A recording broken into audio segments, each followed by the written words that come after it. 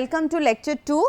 In this lecture 2, we will discuss about the classification of colloids. So, in lecture 1, we have discussed, we were discussing about the preparation of lyophobic colloids, and we were discussing about preparation by dispersion method. Already under dispersion method, we have already completed milling and grinding method. Today, we are going to discuss peptization under dispersion method. Now, what do you understand by peptization? Peptization is a process in which the aggregates are broken down to the particle sizes of particle size in colloidal range. So, we can define it as a process of breaking aggregates or secondary particles into particles of colloidal range, and here we use a peptizing agents. Peptizing agents are the compounds which promotes the dispersibility of the dispersed phase without entering into a combination with them, and these may be liquids, these may be electrolytes or non-electrolytes. Example are your glycerine, sugar, lactose and citric acid and many more. Now, peptization, how it is done? How peptization is achieved? As we know, in peptization the main aim is to break down the aggregates. So, how we can achieve it? Either by removal of the flocculating agent, because the work of flocculating agent to form flocks. So, we do not want to form flocks, we want to deaggregate these flocks and to get discrete individual particles. So, removal of flocculating agent or by addition of deflocculating agents we can do peptization. So, here you can see in this preparation we have precipitation of ferric hydroxide, and this ferric hydroxide is treated with ferric chloride, and you can see here ferric chloride. What happens? This ferric chloride induces charge, or you can say these moiety goes and creates charge on the surface of these ferric hydroxide molecules, and what happens? The particles are dispersed and deaggregated, the aggregation is broken down and they are dispersed uniformly, and we can get colloidal dispersions. Then comes your electric arc method. This electric arc method is suitable for preparation of colloidal dispersions of metals. Here what happened? We take two metal electrodes which are immersed in water, and this whole set, this whole system is set in an ice, and the electric arc is passed through these metal electrodes, and as this electric arc is formed, the temperature increases due to the immense evolution of heat. There is a increase in temperature and large amount of heat is released. So, the temperature increases, and as the temperature increases, it vaporizes the metals of the electrodes, and the metal vapors are condensed when they come in contact with cold water, and they form colloidal particles. And to stabilize this, we also use KOH in water. Beforehand only we add KOH in water, so that we can stabilize the colloidal particles which are formed to prevent reunion of the colloidal particles. Then comes your ultrasonic method. In ultrasonic method, what happens? Suppose we have a dispersion medium, the ultrasonic waves are passed through the dispersion medium, it is passed through the dispersion medium, and as it passes through the dispersion medium, there is formation of cavitation and compression forces, and what happens? The cavities which are formed, it collapses with force, and as it collapses with forces, then the dispersed particle which is present in the dispersion medium, they are broken down, and these coarse particles are broken down to colloidal particles, and we add surfactants to stabilize the dispersion. Then comes the condensation method. In condensation method, as we said, as we have already discussed, it is size increasing method. Size increasing method means here the particles of subcolloidal range are aggregated to colloidal range. The main principle is here is the formation of a supersaturated solution, and the solute precipitates or crystallize in two steps. First, nucleation takes place, and then growth of the nuclei, and then the nuclei forms a cluster. It may be a cluster of ions or it may be a cluster of molecules. Then the stable nuclei, what it does? It attracts the ions or the molecules to form the particles of colloidal range, and due to the increase in the size of the nuclei, the crystal growth take place. Then comes under this condensation method, we will study two methods. One is your addition of anti-solvents and one is your chemical method. So, first addition of anti-solvents. What happens here? Sulfur which is soluble, here we have taken an example of sulfur. Suppose I am taking a container and I have sulfur to it, I added alcohol to it.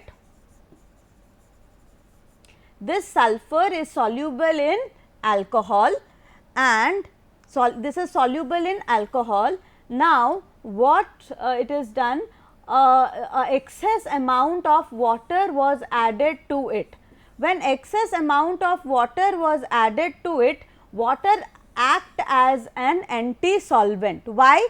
Because sulfur is soluble in alcohol to give a molecular dispersion, means a true solution, and when water was added to it, then water had affinity towards alcohol.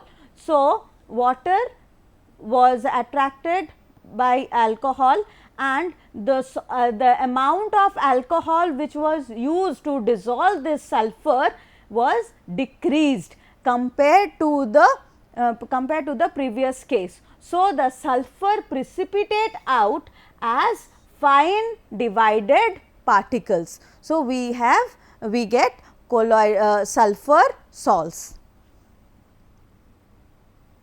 Then comes chemical method. Here chemical reactions of inorganic substances in lyophobic salts form colloids. In chemical methods, we have reduction method, we have oxidation method and hydrolysis method and double decomposition method. Now, in double decomposition, what happens when we say double decomposition? Here arsenic sulphide is formed. Arsenic sulphide is formed when hydrogen sulphide gas is passed through the cold solution of arsenous oxide. It gives arsenic sulphide sol, and this is called as double decomposition reaction. Now, as you can see here, the oxygen here binds with hydrogen and the sulphur goes with your arsenic. So, here arsenic sulphide is formed plus water. Then excess of these hydrogen sulphide is removed by passing in a stream of hydrogen. Then comes oxidation. In oxidation, what happens? Here a colloidal solution of sulphur is obtained by passing hydrogen sulphide into a solution of sulphur dioxide. So, we get colloidal sulphur. Similarly, in reduction, silver sols and gold sols can be obtained by treating it with dilute solutions of silver nitrate or gold nitrate. Silver nitrate plus your tannic acid, when they are treated with any organic reducing agents like tannic acid and formaldehyde, they gives the metal salts. And in hydrolysis also, like ferric chloride plus water, it gives ferric hydroxide salt.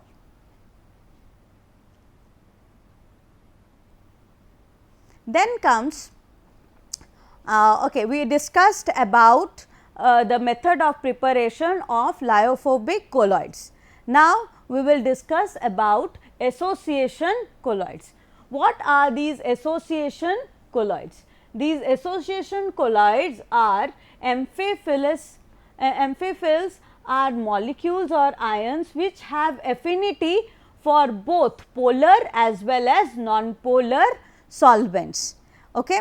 They are amphiphils. What do you mean by amphiphils? Means they have both the functional groups are present in their structure. Okay.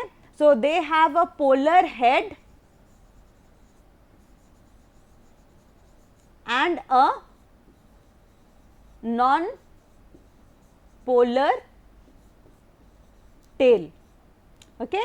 So, the polar head is attracted towards polar solvent and the non-polar tail is attracted towards the non-polar solvent. And when mainly these association colloids, are mainly prepared or formed by aggregation of surface active agents. So, when they are present in low concentration, they are monomers of subcolloidal size, and when the concentration is equal to CMC concentration, then micelles of colloidal size range are formed. Then comes what is CMC? CMC is your critical micellar concentration or micellar concentration. Critical micellar concentration. What do you understand by CMC? Here it is defined as the concentration range of the surfactant at which micelles start forming. This CMC is the concentration range and has a unit of concentration like weight by weight, weight by volume, percentage, moles per liter, moles per 1000 grams of solvent. Now, what is CMC? Exactly what is CMC? Suppose I have taken a beaker, I have taken a solvent. Suppose I have taken a aqueous solvent, okay? Aqueous solvent, that is water.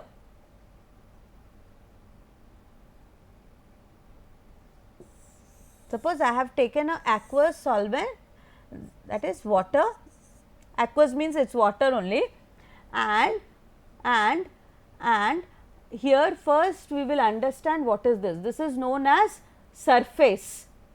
Surface means it is the boundary which exists in between air phase and between solid or liquid phase. So, here we are concerned with the liquid phase. So, here I will just mention the liquid phase. Pen where it went. Okay.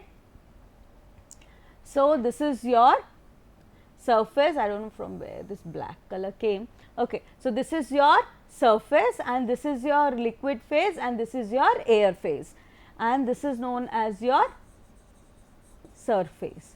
When I add the surface active agents, as we already know that the surface active agents have a structure which have polar head and a non-polar tail.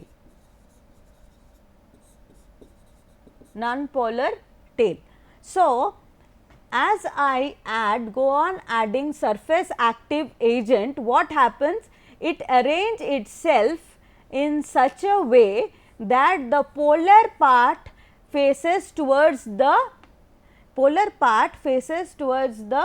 polar solvent.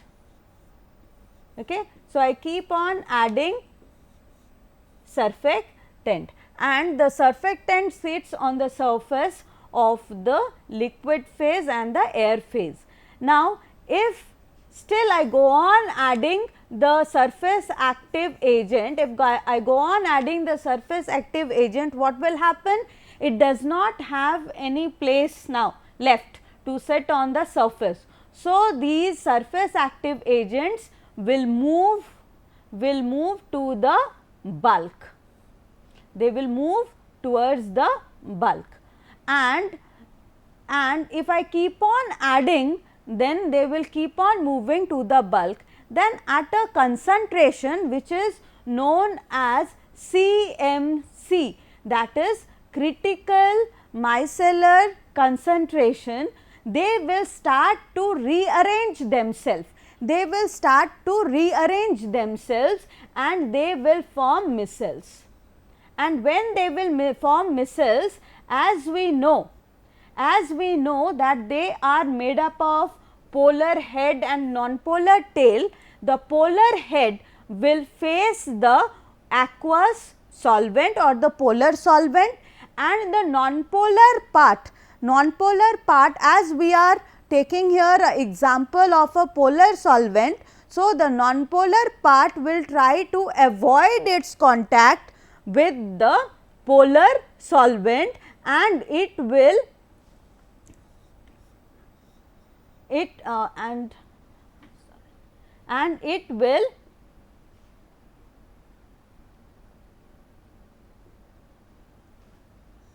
okay, now it became red, and it will arrange itself in such a way that these tails are far away from the solvent and the polar heads are towards the solvent. So, this will lead to formation of this micelles, and these micelles which are formed, these are this forms your association colloids.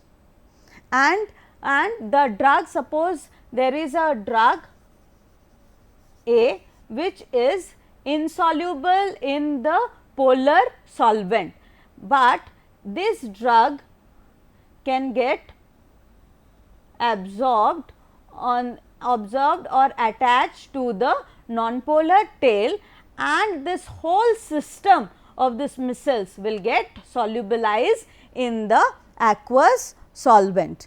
So, what will happen? The solubility increases. Thus, this association colloids are associated with increase of solubilization. Now comes your Kraft point. What is Kraft point? The solubility of a surface active agent, it depends on the temperature of the system. Adequate concentration of surface active agent is necessary to form micelles, and this relationship can be stated by your Kraft point. This is defined as a temperature at which the solubility of the monomers of surfactants is same as that of the CMC, that is the micelles. And this at your Kraft point, the concentration of the surfactants is sufficient to form the micelles, and in fact, the micelles have more solubility in water compared to the monomers, and one have to prepare these colloids above this Kraft point or above this temperature.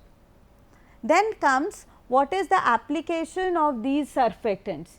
Mainly these association colloids, they prevent hydrolytic and oxidative decomposition, they improve the solubility of poorly soluble drugs by micellar solubilization.